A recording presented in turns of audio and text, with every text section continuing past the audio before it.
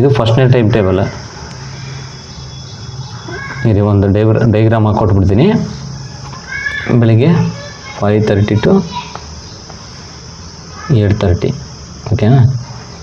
ಆಮೇಲೆ 9:30 to 1:30, next 3:30 to 6:30, ಆಮೇಲೆ 7 ಗಂಟೆಯಿಂದ 9 ಗಂಟೆ, ಓಕೆನಾ. 3 ತಾಸು, 4 ತಾಸು, 3 ತಾಸು, 2 ತಾಸು. ಎಷ್ಟಾಯ್ತು ನಿಮಗೆ ಇಲ್ಲಿ? ಎಷ್ಟು ಟೋಟಲ್ 12 ತಾಸು ನೀವು ಟೈಮ್ ಟೇಬಲ್, ಓಕೆನಾ. 12 ತಾಸು ಟೈಮ್ ಟೇಬಲ್ ಹಾಕ್ಕೊಟ್ಟಿದ್ದೀನಿ. ಇದರಿಂದ ನಿಮಗೆ ರೆಸ್ಟು ಸಿಗುತ್ತೆ, ಆರಾಮ್ ಓದ್ಬೋದು, ಮತ್ತು ಯಾವ ಟೆನ್ಷನ್ಸ್ ಕೂಡ ಇರೋಲ್ಲ. ಬೇಕಾದಂಗೆ ಟೈಮ್ ನೀವು ನಿದ್ದೆನೂ ಮಾಡ್ಬೋದು. ಎಷ್ಟು 10 ಗಂಟೆಯಿಂದ ಎಷ್ಟು 5:30 ತನಕ ನಿದ್ದೆನೂ ಮಾಡ್ಬೋದು, ಓಕೆನಾ. 10 ಗಂಟೆಯಿಂದ 5:30 ತನಕ ಅಂತಂದ್ರೆ ಎಷ್ಟು ತಾಸು ಆಗುತ್ತೆ? 7:30 ಅಂದರೆ 7.5 ತಾಸು ನಿದ್ದೆ ಆಗುತ್ತೆ ನಿಮ್ದು.